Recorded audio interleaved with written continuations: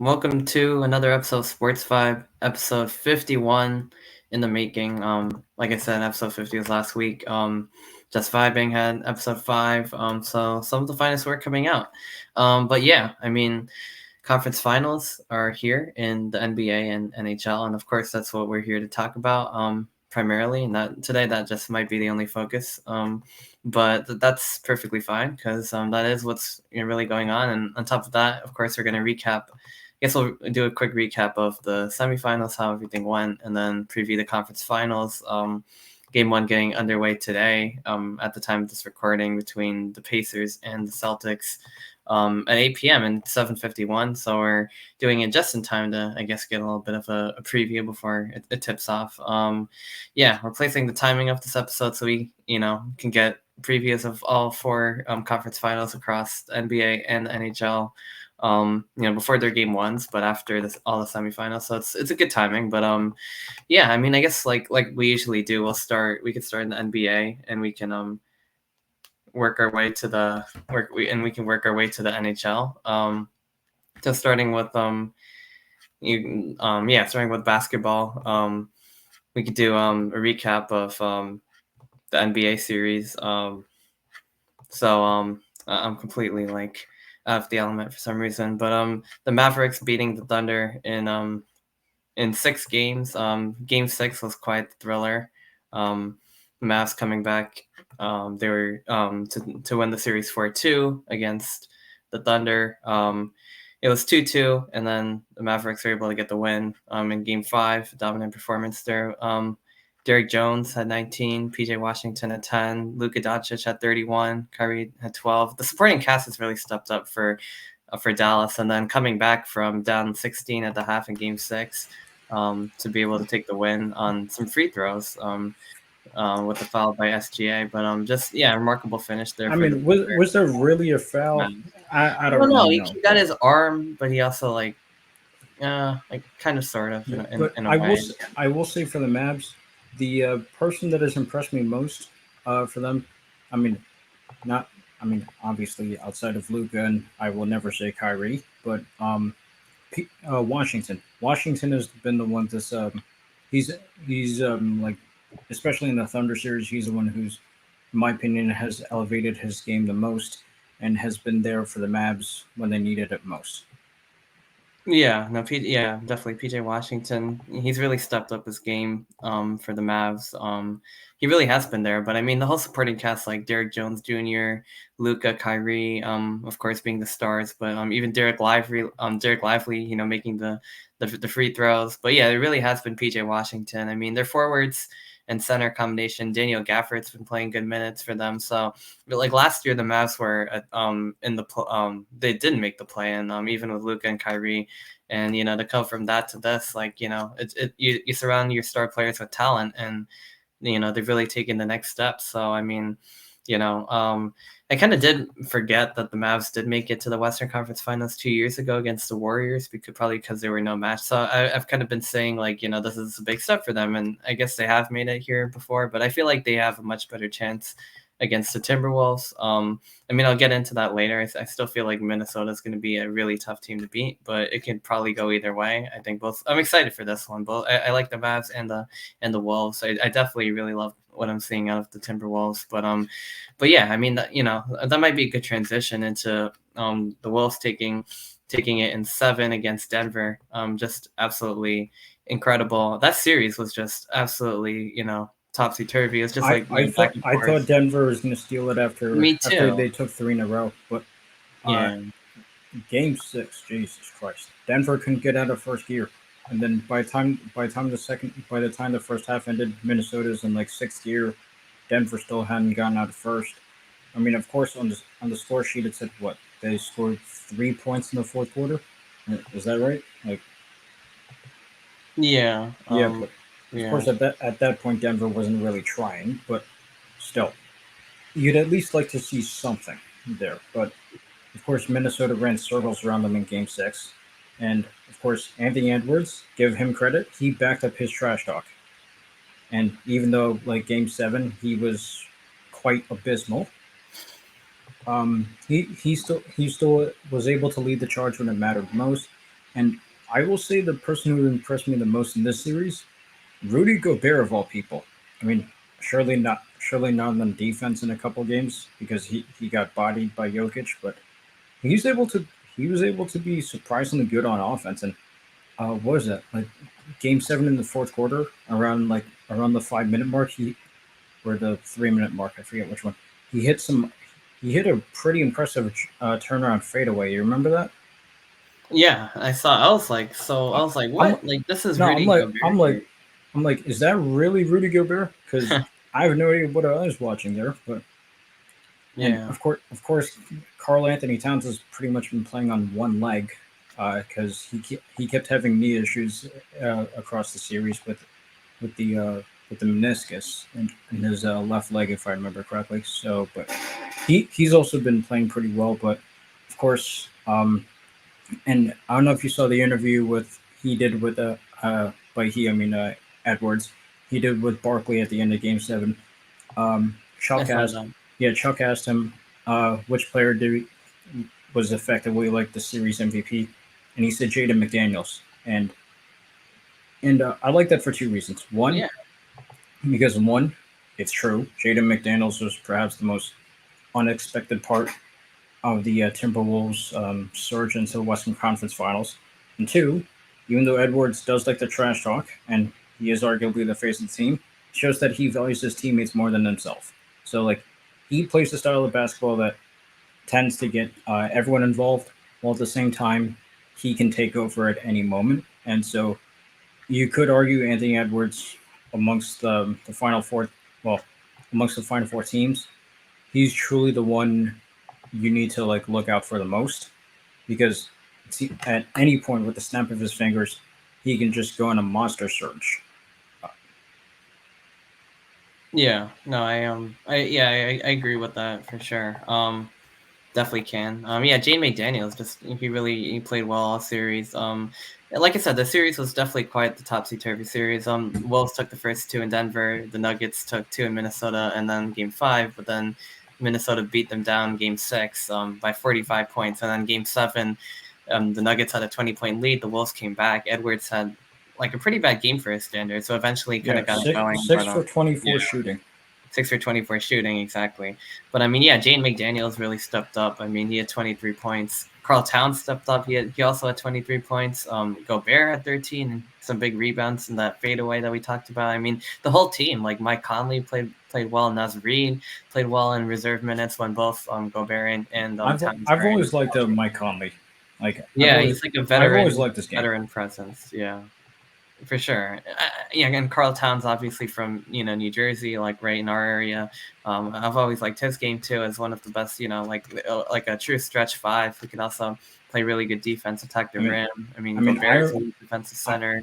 I will They have a say scrappy team. They really have like all the right pieces around a I don't know superstar here and Anthony Edwards. I like it. I don't really think scrappy is the right word to describe him, but I will say I remember laughing hysterically when the Timberwolves traded for Rudy Gobert because I'm like, how the hell are Gobert and Towns going to coexist? Yeah, actually, I really liked it. I really liked it. I was laughing hysterically, and so far it looks like I'm going to be eating my words because Yeah. apparently this dude is now in the Western Conference Finals. I didn't expect that to happen. I mean, then again, I'm the guy who thought the Suns would beat them in the first round, or maybe I'm the moron for believing in the Suns. I don't know, but Yeah, could be. Well, looks like we lost Jitesh for a couple minutes, but anyway, in the meantime, we're talking about the Wolves Nuggets. Yeah, I mean that's pretty much everything we need to know about that one. Obviously Jokic played really well in Game 7 at 34. Jamal Murray was on fire, 35, but Edwards locked him up.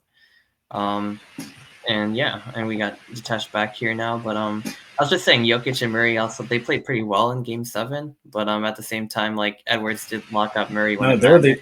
they were the only two players who were there who were like trying to keep Denver alive for Game 7. Yeah, that's the problem. No, Yeah. and the David Blaine act for this series that goes to Michael Porter Jr. Where the hell were you? Yeah. I think I saw something where he apologized because he could have, been He could have played better, and I definitely do think so. He I know definitely could have played better. I know he's been going through a lot, but the Nuggets really needed more out of him and Gordon and Christian Brown at times and KCP. I mean that's what really won them the championship last year. Besides, Aaron the deep bench and like their starting five, Porter Jr. being their third option. Like a KD type player. So I mean, I think no. What this series showed was they missed Bruce Brown. Yeah, that too. That's another piece that they could have really used. I thought Reggie Jackson would have been a decent substitute in his place, but because Reggie Jackson, he's been able to click with the Clippers in the past recent years with the Kawhi and PG team, but famously taking them to the Western, being a part of the Western Conference Finals team in 21. But so I thought Denver wouldn't miss him that badly, but apparently Bruce Brown was a bigger part than I thought. So, I mean, yeah. Shout out former Brooklyn Net. He's doing. I haven't even seen him in Indy though. Like that's the weird part. No, right? Didn't he get traded to Toronto midseason?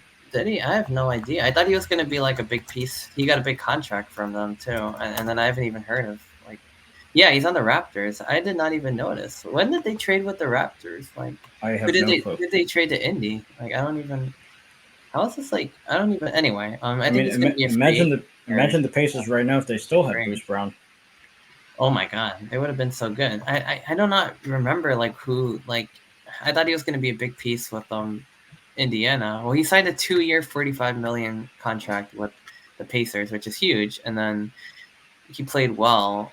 He had an increase for. He was part of the Siakam trade. That makes sense. That's what I was thinking. Yeah. Okay, that makes more sense. Interesting, but the Raptors kind of flamed out. So I mean, yeah, one of the 5 teams to not make the playoffs, or the play-in, which is what it is, I guess. But obviously the Nets are in that conversation. But I guess to keep this moving along, the Knicks fell in 7 to the Pacers, and I was a bit surprised at this, but here's the thing. Me too. I thought they were gonna pull it out. But here's the thing: the Knicks' performance in Game 7 was not that bad. It's just that the Pacers could not miss. I know they shot like 76%. Yeah, 67 for the game, 76 in the first half. They literally could not miss. Like it was insane. And of course, there's a part of the third quarter to start where the Knicks were able to. Because let's see, from the first quarter itself, the Knicks were in a double-digit deficit, always being in 10, 11, 12. One point getting at worst to like a 22-point deficit in the second quarter or so. The Knicks were able to keep narrowing it down, but not narrow it down enough. And especially when they got to the third quarter, they were cutting it to 6, and then Carlisle calls the timeout. I thought for sure the Knicks were going to take the surge, but yeah, they were close. They were hanging in there, and then the Pacers. But of course, Halliburton couldn't miss. Mm-hmm. Miles Turner was huge from the 3-point line. I wasn't expecting that. And then Siakam started off the game red hot. So. It's safe to say you'll probably never see a shooting performance like that ever again because that's the record, 67% in a playoff game. But still, it shows just how lethal Indiana can be when all the gears are full or when all the gears are spinning. Yeah, see, I didn't think the Pacers would be able to keep that going, but I mean, they didn't really fall too far off their first half pace. No, the third quarter is the one that could have potentially killed them because the Knicks got some momentum there. Way closer because the lead, digits, right? The lead got to like 6 points. Yeah, the Pacers found a way to stretch it back, and it's just deflating for the Knicks because like it's similar but different to the Nets because they have a better chance of being back, obviously. Although I don't know, like long as Tibbs keeps running his players into the ground, like you can't say for sure. But I feel like they're on the right track and they're building it. They just lost so many players to injury where they like just couldn't do anything. Even Brunson got injured at the end, and Anunoby. OG Anunoby started the game 2 for 2 and then left after 5 minutes. Yeah, obviously not having Randall for the whole run, but just losing Anunoby and some of the other guys. Josh Hart couldn't even play at some point. Yeah, he only had 10. Yeah, they just really just didn't have the guys to. I thought they'd be able to pull it out either way. They would have the winner. I mean, even if they did, they would have been in really bad shape for Boston. So maybe it's a better. DiVincenzo was balling. He had 39. He put the team on his back. Balling. speaking of a good shooting performance, I mean, he was electric, but yeah, no, I mean, it's similar but different to the Nets. It's like it's that same deflating feeling. All right, shut up about the Nets. No one There's a cares good about chance that the Knicks will be back the way the East is. It depends on how everything else goes, I mean, obviously. But we'll see. even before Brunson broke his hand in the third quarter, he was abysmal. Like he was just doing cardio on the court. Like It wasn't his best game, no, I mean, definitely I tweeted it at halftime, like when they showed the score. I just said, New York fans just start buying Rangers tickets, not. and well, Yeah, I I mean was that's right. true. Yeah, at least they have another team in the conference final, so we'll get to that. But I guess to end off here, Cavs. Well, we already know the Celtics beat the Cavs, and I think we talked about that last week. So why don't we just jump into the preview here? Celtics versus Pacers is already underway, actually, or it should be. It might be starting soonish. Probably in a few minutes. I Probably, hate it when this. probably I around hate like it when 8:10, 8:15. No, I hate it when they say game times at 8 o'clock, but It's never gonna be it. jump also like 8:15. It's just stupid. Yeah, it's But stupid. But anyway, point regardless, is, I think it'll be Celtics in 6 because one, I think there will be a game early in the series, probably this game or game 2, where they're gonna desperately miss Porzingis, and Siakam's gonna cook in the paint. So I expect the Pacers to steal one in Boston, and then maybe like game 4 or game 5, whenever Porzingis comes back. I have no idea which game. Um, Celtics will probably lose that one because he's not fully adjusted onto the court just yet. yeah. So that I think it'll be Celtics in 6. Yeah, checking ESPN. Yeah, it says Porzingis could return for game 4, so that's a good timetable. But yeah, I mean, without him being there for a few games, the Pacers could definitely steal one. As it is, the Celtics seem to lose one game per series against lesser teams, I would say. It's only been it's so far it's only been game 2 at TD Garden. They That's lost true both times, right? Yeah, they lost game 2 to Miami. Yeah. When Miami couldn't miss, Right. Yeah. I mean, Like when they had 22 mhm, or 23 3-pointers, something like that, in something game like 2, that.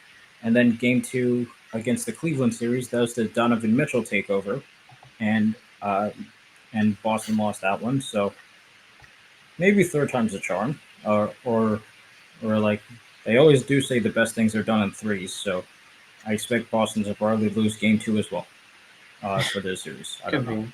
Yeah, maybe. I think Celtics will probably set the tone, and then Pacers are scrappy though. I mean, like look at the Knicks. Like people thought, oh, the Knicks are gonna, be able to take him. Game 1, Pacers were like, no, we're gonna put up a fight. Knicks still went up 2-0, and then the Pacers could have gone down 0-3, but they, basically saved it. And then they were, people are like, oh, they're not gonna be able to beat the Knicks at MSG, but they were, even though they didn't do it for the rest of the series. The Knicks kept. I mean, the Pacers kept it very close in games 1 and 2.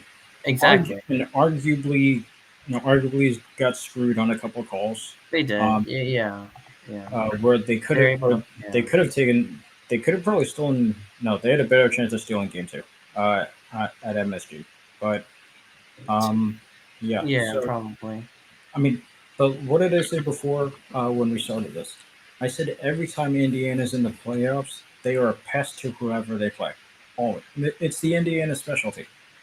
It's the Yeah. Indiana specialty. We've seen it before. Well, Spike Lee, you saw it firsthand 30 years ago, and then he saw it again. So deja vu. Then we've seen it.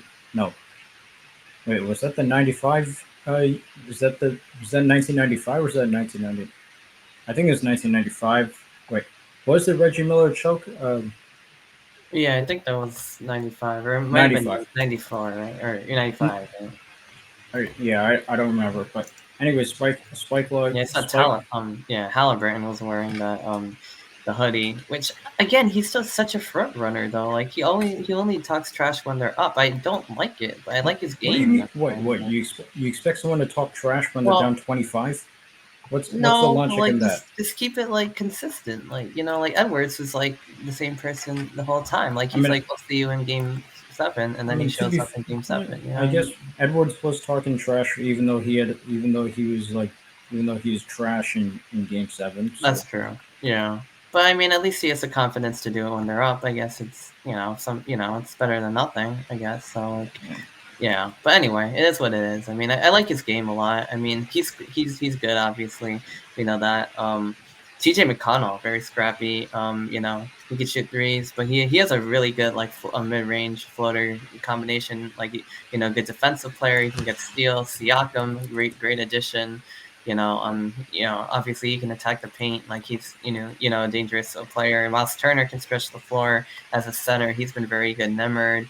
I mean, this is like a team that, isn't going to go away. They're not going to back down. And I still think the Celtics do take it to 6. I think Indiana, they win one game just because of how feisty they can be, and another game because either the Celtics have an off game or they have like another, can't miss game, which seems to happen once every series, no matter who the teams are. So that's my pick. I'll still go Celtics in 6, especially with Porzingis. It's going to be too much. But and I think for the Western Conference, I'm gonna pick Dallas in 6. It's bold. I'm gonna take that. All right. I'm gonna go Minnesota in 6 or 7. I don't know. I want to say 7. I want to say 7, but I feel like it could go all the way. But yeah, actually, I don't know. Maybe I'll say 7. I mean, because Luka and Kyrie and they have the supporting cast, but I mean the Wolves, they, like I said, they have size, they have shooting. Listen, the Wolves are more lethal. But yeah, I think the Denver bench. I think the Dallas bench is more. I think they're more consistent. So, and listen, I mean, sure. When it comes to these type of games, of course, starters will get 90% of the praise and 90% of the blame. But the bench work, in my opinion, is just as important, if not even more important, because when your starters are gassed, you need someone else to carry the load. So I think Dallas's bench has been considerably more consistent throughout these playoffs. So, and of course, Kyrie always has a bag of tricks, and then there's Luka Doncic. I mean, sure, Luka has off games too, but he can be just as lethal. So that's why I pick Dallas in 6. That's fair. I just feel like the winner of Minnesota Denver is just the team to beat in the West. And I mean the Wolves, just the way they play. I mean, like I said, they have size, they have shooting, they have rebounding, they have Anthony Edwards, who probably isn't going to have that many cold games, and even when he does, they have 3 centers who can step up. They have guards, they have everything you want in a team, and honestly, I want to take them in 6. I'm gonna go Wolves in 6. I think they could do it. I don't know. I just feel like the Mavs are gonna struggle a little bit. Not that they won't make it a series, but I think this is a year for the Wolves to get through. Now that being said, I mean obviously the Mavericks could win. And it also be a good year for them to break through. But at the same time, I don't know. I see the Wolves being able to do it, especially after the way they responded against Denver, probably the toughest team of them all. To be able to do that when Edwards had an off game. I mean, I think they're ready for the moment. I think they'll be able to do it. I hope they do it. I really like that team a lot, and not just because of Towns being from here, but I like Edwards, I like Towns, I like the swagger, I like Naz Reid. Like I just like what they're about, and I like the confidence, and I just like their style. Like I mean, they're just good at everything. So I mean, it's going to be a good series for sure. I'm very excited to see Wolves Mavs in the West. I feel like it's a breath of fresh air. I feel like we're getting 2 teams who haven't had their chance to break through yet, and Celtics-Pacers. Well, I'm somewhat disappointed isn't the Knicks. At the same time, I'm happy that the Pacers are very, they're much more healthy, and they I think they're probably the team that can put up the best fight against the Celtics. And that being said, I think the Celtics are still gonna have a much easier 6, I would say. But a series win in 6 could be even 5. But at the same time, no, it's definitely not going to be 5. It's going to be 6. Yeah, like I said, I think the Pacers are going to get one because, they'll will themselves to a victory, and then another one because they'll have a good shooting night, or the Celtics will have an off game, like something like that's bound to happen too. Yeah. And I think the Pacers have proven that they'll get another one. So yeah, I do agree with you. Yeah, I guess now let's talk about the other Dallas team that's in the Western Conference Finals. So let's go to Stars Oilers. So Dallas dispatched Colorado in a thriller of a double overtime in Game 6, and of course, for some reason the NHL seems to be all about poetic justice. Of course, um, famously Matt Duchene, who was a forward with the Avalanche for almost a decade when he was drafted by the team, and especially when the Avalanche were at the rock bottom in the 2016 season, where they had 22 wins. Matt Duchene said he wanted to play playoff hockey in that offseason and demanded a trade. And he was traded over to Ottawa. Of course, um, you know the story there. Then, of course, Matt Duchene ends up on the Nashville Predators in 2022. Uh, he faces his old team in round one, where Colorado stomps them, and Colorado happens to win the Stanley Cup Finals without Matt Duchene in 2022. And it's only poetic justice that 2 years later, Matt Duchene is the one that ends Colorado's season and sends Dallas to the Western Conference Finals with a Game 6 double OT winner. But did you see the OT winner that was called back on Mason Marchment because of goaltender interference? I mean, I didn't see any goaltender interference. Apparently, the NHL does not know what the hell is goaltender interference these days. Yeah. I mean, some consistency would be nice, Gary Bettman. I'm just saying. But, um, but yeah. So of course, there's a couple questions going into Colorado's offseason. Of course, Zach Parise is retired. It's a shame he didn't get a chance to win a Stanley Cup. And famously, he was the captain for the Devils when they went to the Stanley Cup Finals. I remember that. Yeah, that was when I was first like becoming like a sports fan, a hockey fan. Like he was my favorite player back then. First line player, elite talent, perennial 30-40 goal expected scorer, and was really healthy for Devils. Then he signs with the Wild, and unfortunately, the guy's been cursed with injuries and never got a chance to hoist Lord Stanley. But who else was signed with Zach Parise when Minnesota won the sweepstakes? Ryan Suter, who's a completely underrated defenseman for Dallas right now and has a chance to win his first cup. Ryan Suter. So there's I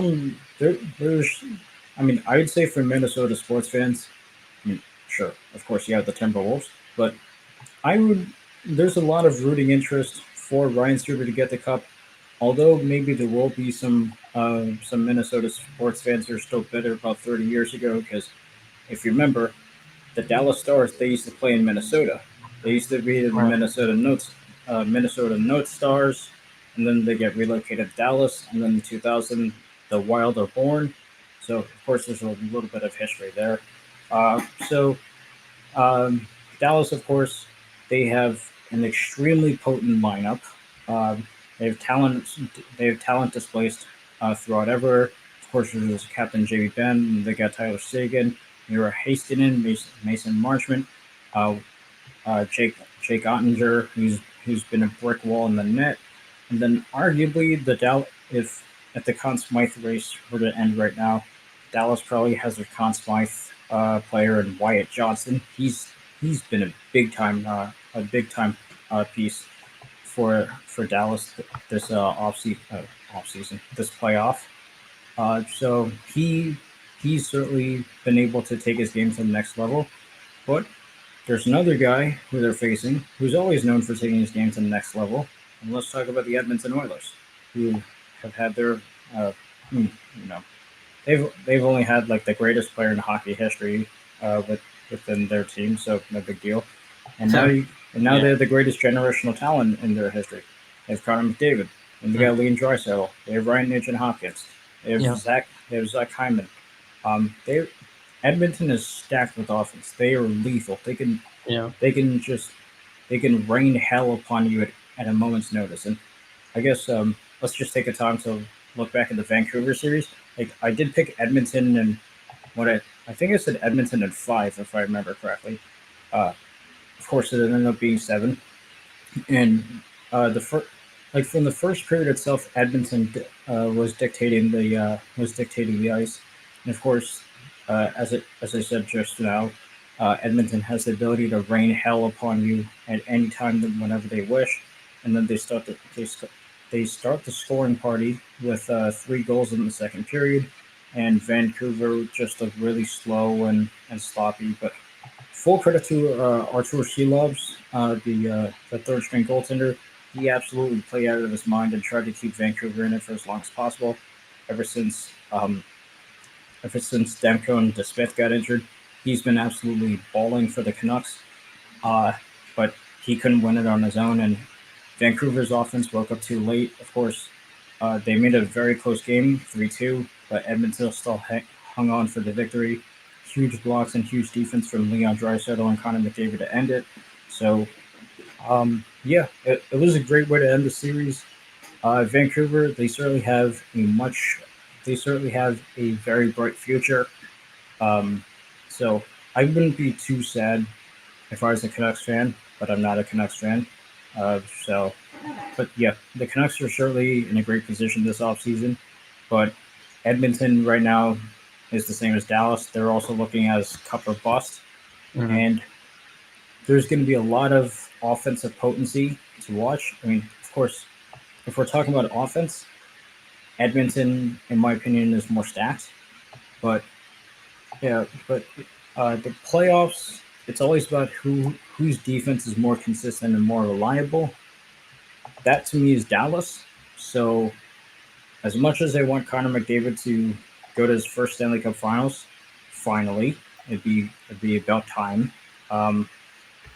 Sadly, I don't think that's going to happen. I have Dallas in 6.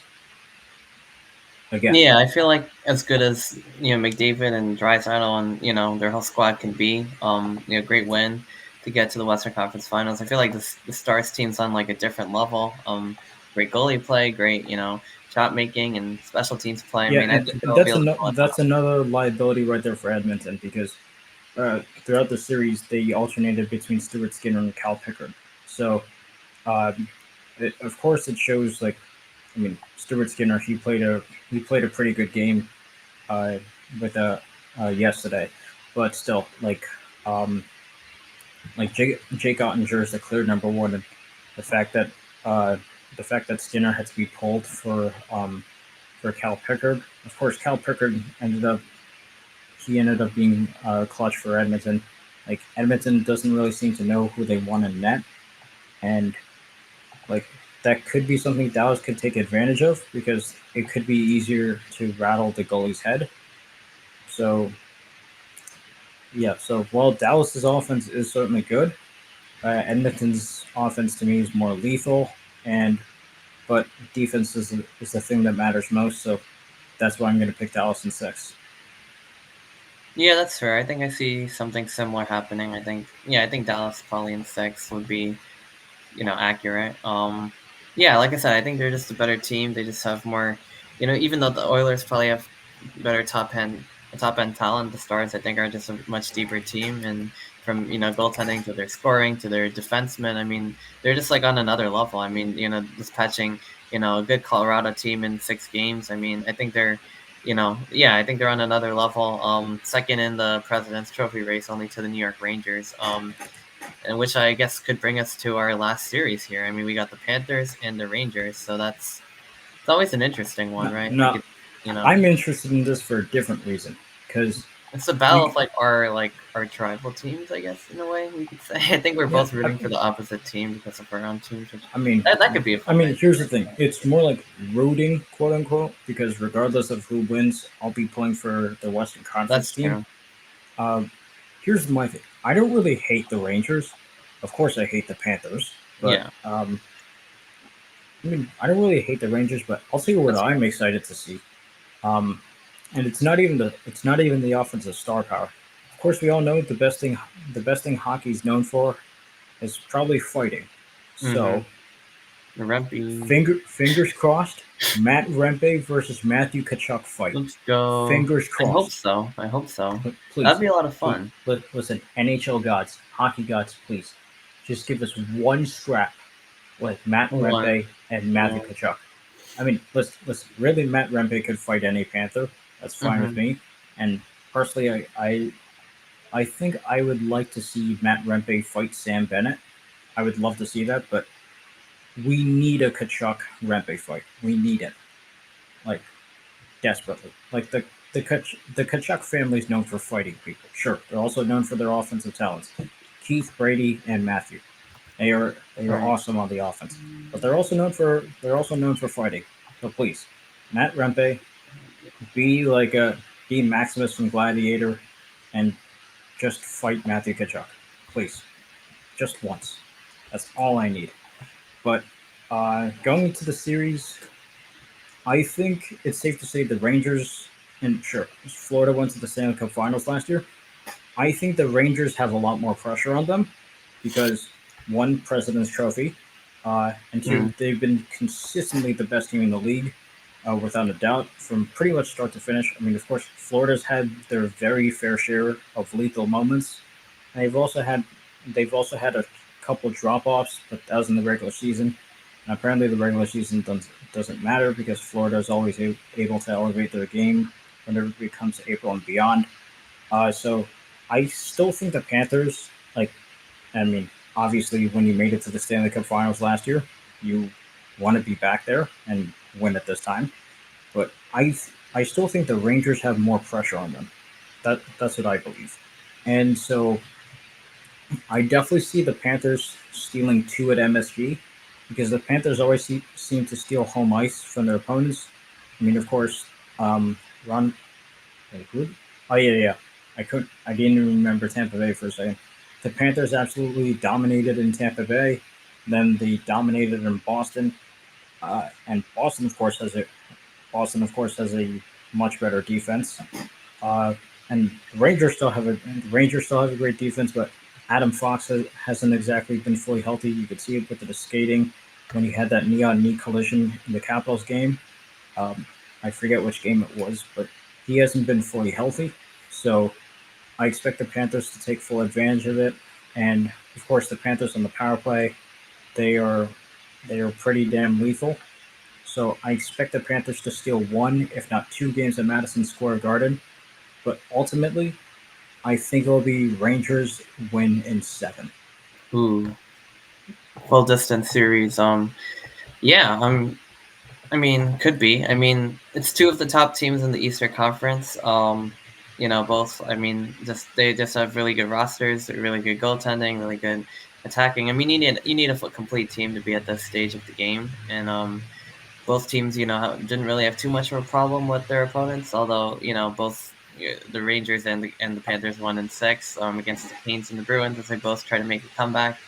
I mean, I don't know. I mean, the Rangers very nearly blew it against Carolina. That's why I that's think they true. have some. A lot of I people think that's thought why they they have would more pressure too. on them. Yeah, and the President's Trophy and the season that they've had, and yeah, the Panthers are coming off the Cup final appearance with the loss to Vegas. I mean, I guess I've used this word a lot. They are scrappy. The weird, interesting thing is that the Panthers are actually the betting favorites against the Rangers, and I mean, I could see it. I I, mean, I I, could I know I know they're the yeah, betting favorites, but I still think the Rangers have significantly more pressure on them.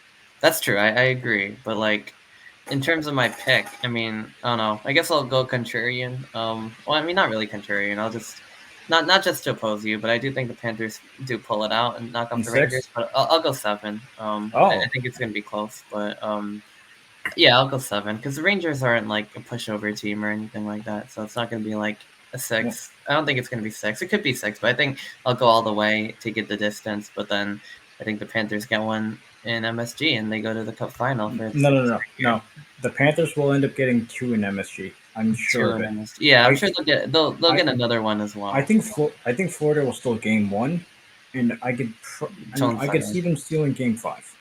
It's game five, and then come back to Florida, and then well, then I guess if the Rangers, yeah, I mean, well, if it goes seven, then I guess the Rangers would probably have to win the next one, and then Panthers would finish them off again. But yeah, I mean, I see the Panthers winning. I think it could go either way. But I can understand why they picked the Panthers over the Rangers. I think it's like a slight, they're just slightly, they might be slightly better, but I think, like I said, I think it can go either way. I just think Panthers are just, I don't know, they're hungry, but plus there's less pressure on them. Plus, they've got just about the same, And level of a roster that the I Rangers think do. So we'll and see. the Panthers roster is definitely better this year compared to last year. I mean, of Yeah, course, they still have a majority of the same pieces, of course.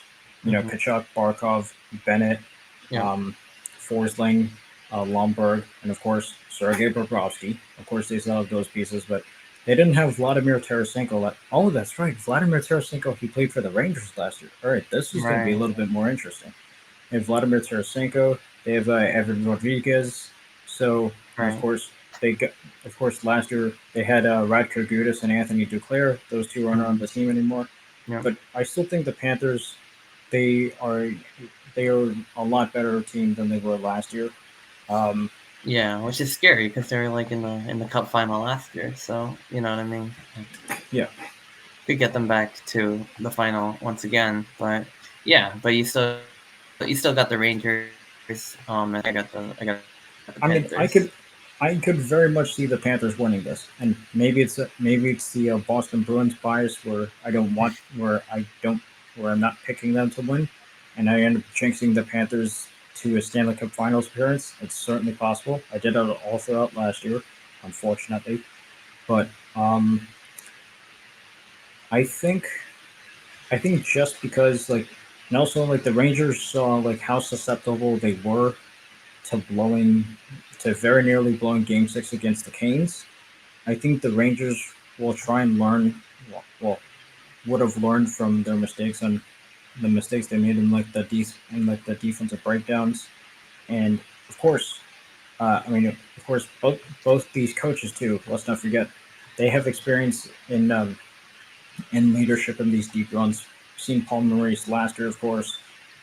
Then he's of course been a pretty good coach, although annoying in my opinion. And then Laviolette, he's taken multiple teams underneath his wing to the Stanley Cup Finals. He knows what it's like to be within these spots. So I think Laviolette's experience will outlive Paul Maurice's experience, and that's why I still say Rangers 1-7, and we get Rangers versus Stars. Yeah, that would be my pick. I know your pick would probably be Panthers versus Stars. Battle of the South. That's what I got, and yeah, Rangers Stars would be interesting. It's I feel like it's the top two teams in the league, at least regular season wise, and overall. And Battle of the South would also be really good, and those are both two teams who've also been close in years to win it. So I feel like either way we get a good Cup final this year. Although personally, the matchup I want to see, and we could sign off on this, the matchup I really want to see would be Rangers versus Oilers. I would love to see that. Yeah, like New York versus McDavid, and it'd be like the Star City versus the Star Power of Edmonton, and also two more traditional hockey markets like New York, and then of course Canada, which hasn't had a team in I guess Montreal, but they haven't had a team win one in quite some time. Well, here's the thing: you have to realize that Canadian teams in the playoffs, they don't tend to like each other. That's true. I don't imagine Vancouver fans would be cheering. You know what? That's a good question. Who the hell would Vancouver fans be cheering for? Because the Rangers broke their hearts 30 years ago, and of course, who captained that team? Mark Messier. Mm-hmm. Now, who's been a prominent face of the Oilers aside from Wayne Gretzky? Mark Messier. So, interesting. Who would the Rangers? Not the Rangers. Who would the Canucks root for in that situation? Maybe they just root for the Stanley Cup Finals to be canceled. I don't know. But yeah, one of those hate both type situations. Yeah. I certainly don't imagine Calgary to be rooting for Edmonton. They're both in Alberta, and the Alberta rivalry is still strong. Yeah, for sure. I think the team that has the least hate in Canada would probably be the Winnipeg Jets. Yeah, maybe. Yeah, because they're kind of in the middle. They're the Central Division, which there's no other Canadian team in there. Yeah. Toronto and Ottawa, they're the Battle of Ontario. They hate each other. Of course, Boston hates Toronto. Yeah. Mm-hmm. Montreal, well, they're not exactly on friendly terms with the other teams, with the other Canadian teams especially. Mm-hmm. And so, yeah, I think I think Edmonton. Let's see, but yeah, Montreal, Toronto, Ottawa, Winnipeg, Vancouver, Edmonton, Calgary. Yeah, I think Winnipeg would probably be the most rootable team for Canada. The problem is Winnipeg can never go deep. So yeah, And so I don't imagine all of Canada would be uniting underneath Edmonton should they make it to the Stanley Cup Finals, because let's see, who because which Canadian franchises would hate them the most? Uh, Vancouver. Well, And Calgary, right? yeah, Vancouver, Calgary, and Montreal. So, so yeah, I don't exactly see that happening. And of That's course, fair. yeah, so it'd be interesting to see what happens. But of course, two series need to be played in order to determine which gladiator will remain victorious. So let's see what happens. Yeah, certainly best time of the year. Obviously, NBA and NHL playoffs heating up the conference finals. I guess our picks are, you know, well, for the Stanley Cup at least, it's like I got Panthers Stars, you got Rangers Stars, and then probably both see the Celtics, and then you got the Mavs. I got the Wolves. So I mean, either way, should be really exciting. Yeah, I mean, other than that, I mean, let's see how these series go. Next week we'll be much deeper into them, so we'll get a pulse, and then we'll have finals coverage, which is really exciting. And also the Cricket World Cup is T20 World Cup in the United States starting on That's June right. 1st. So we'll definitely be talking about that, and maybe some MLB again in the coming weeks. So definitely a lot to talk about. But in the meantime, this is Arnav Sarkar signing off here for Jitesh Ramakrishnan, and we will see you next week.